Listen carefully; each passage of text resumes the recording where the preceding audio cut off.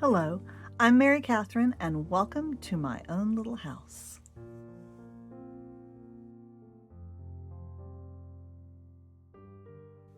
Hi, everybody. Well, a couple of videos ago, I took you to my brother's apple orchard in West Virginia. I'm not sure if I mentioned that the first evening we were there, we did go out into the little orchard, the fenced-in area that's closest to the cabin. And we were picking up drop apples there was a drought, and so some of the trees were losing their apples prematurely. We were picking these up. My brother sells the drop apples at a discount, kind of like seconds. And so we were picking up the ones that were good enough to sell and were not as damaged, and putting them in boxes. And he was going to take them to the cooler.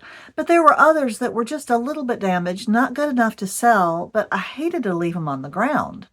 And so he said I could bring some of those home. So I did. He also showed me a lot of the different varieties he has there, because in that little orchard, I think that's the area that he has some of the heirloom and kind of like antique apples.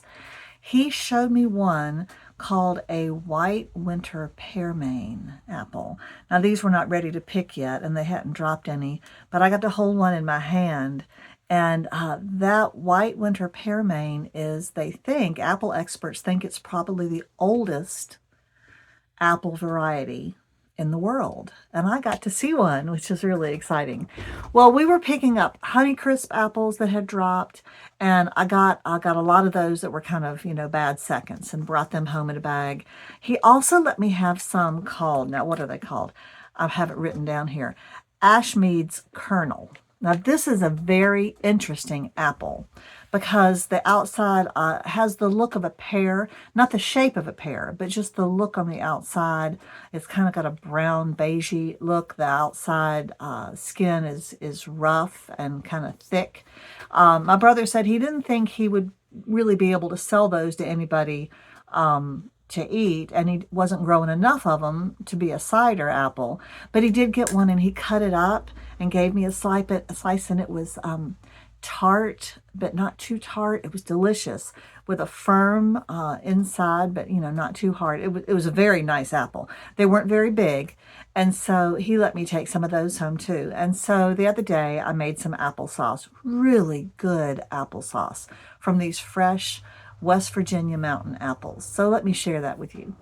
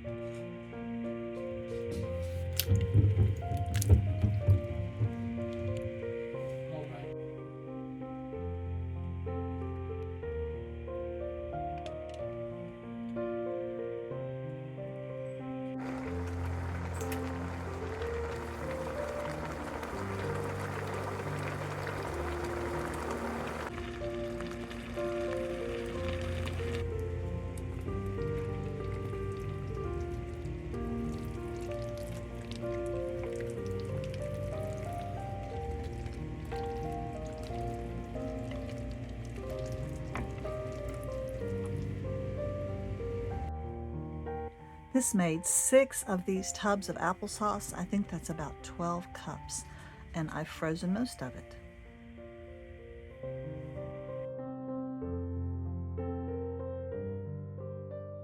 Well, I hope you enjoyed that. I know I enjoyed having a little bowl of warm applesauce the other day, and I've now checked off a couple of things from my bucket list for autumn. One is to make applesauce, and another was to pick apples in an orchard. So there you go. I hope you can do some lovely autumn things in the next few weeks as we watch the temperatures cool down. I'll see you next time. Bye-bye.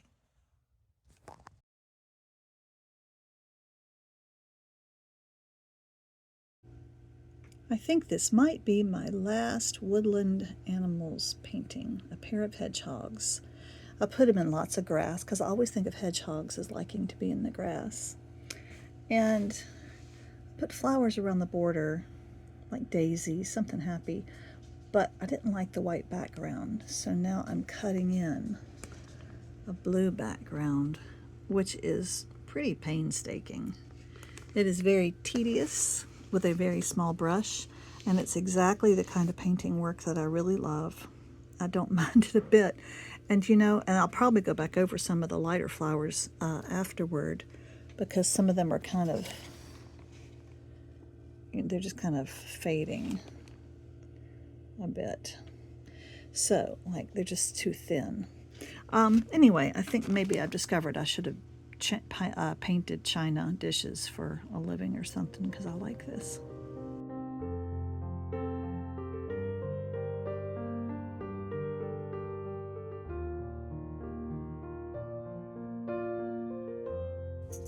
Now on this little part of the video, I am making a cover for a small photo album for my granddaughter.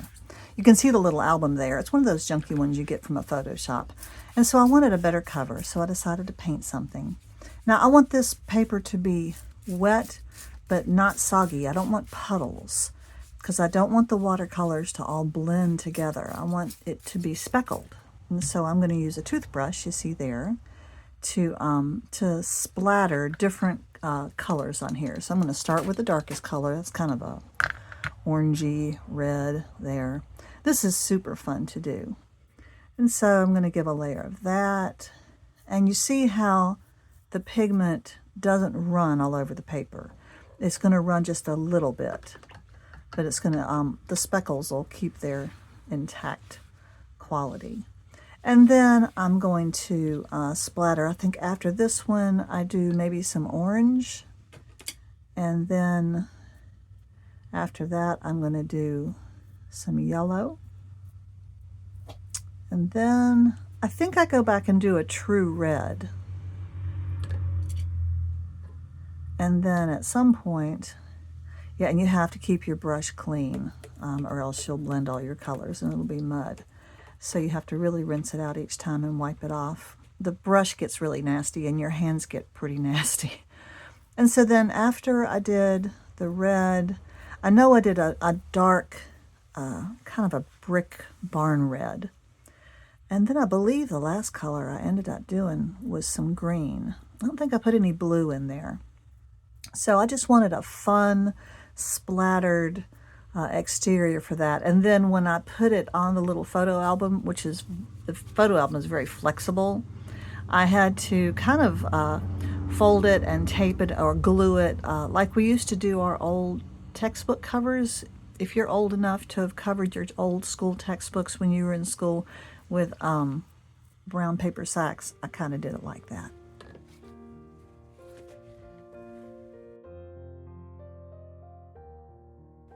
So here is the finished splatter effect. You can see that I think that dark green is the last one I put on.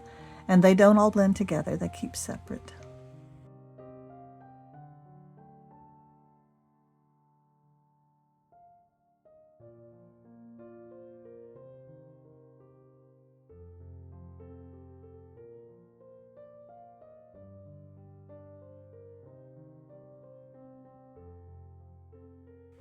This is just a still shot of my final, well, I think it's my last page I'm going to do for my Woodland Animals bedtime book for children. This might be either the first page or the cover of the book. And I'm putting some stars at the top for the sky, leaves, negative painted leaves along the side, and then I did pine cones on the bottom. I love doing pine cones, and these turned out so cute. And then here is another still shot of my progress with the negative leaves. As you see, I've added a layer of orange and then a layer of red.